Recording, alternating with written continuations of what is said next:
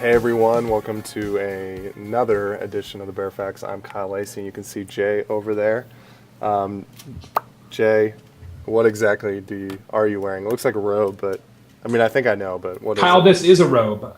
You are correct. This is not just any robe, though, Kyle. This is the official Evil Knievel robe, which was sent to me recently for my birthday by our mutual friend Mike Korak of Ethology. In fact, let me just turn around and show you the back of this, because that's where the magic really happens.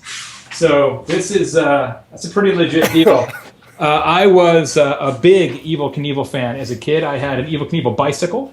I had an Evil Knievel lunchbox. I had the stunt cycle. I had the whole thing. And my buddy Mike knows that. And this was my birthday present. So pretty fired up. Well, it looks good on you. Thanks. You're lucky I'm wearing the shirt here. That would be a really special edition of the Bear Facts. Maybe we can do that as like a hidden edition that you have to go find. I like it. If you, we'll put a QR code right here that takes you to the I'm naked version. The naked Bear Facts. It's BARE Facts. It's a special edition.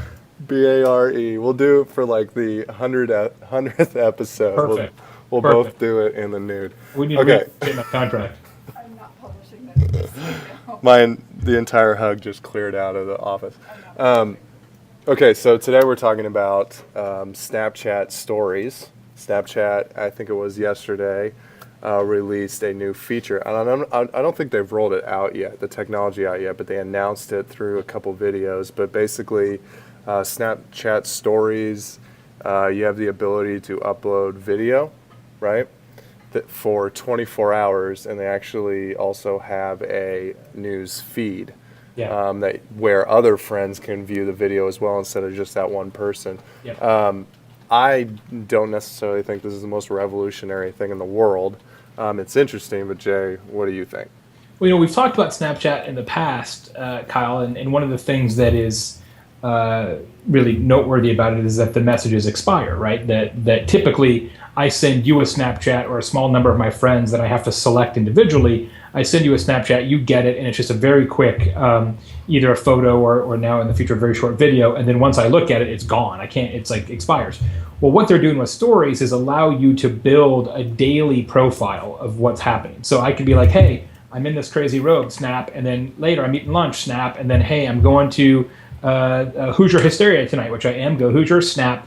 And what they're asking you to do is build, whatever, 3, 4, 5, 6 snippets, short snippets a day of what you're actually doing. And then those lay on top of one another as sort of a daily scrapbook, for example, which is why it's called stories.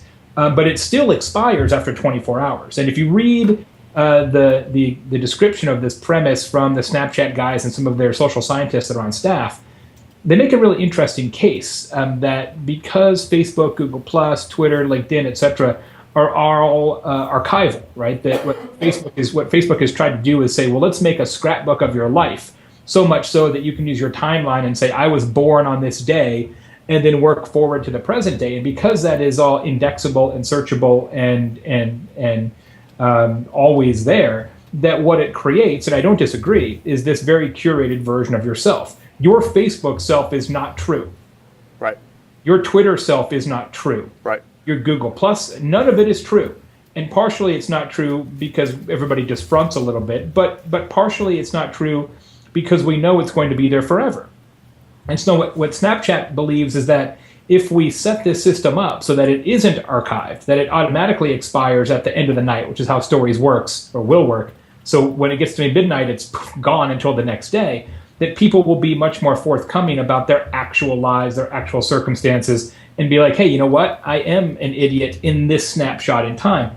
And I don't know if they're right, but I think it's a very interesting premise. And it's nice to see somebody thinking about social media and social networking in sort of a fundamentally different way from a psychology standpoint. I just think it's fascinating, really. So Tom Allerton from We Are Social said, and this is a direct quote, Snapchat has weakened its brand.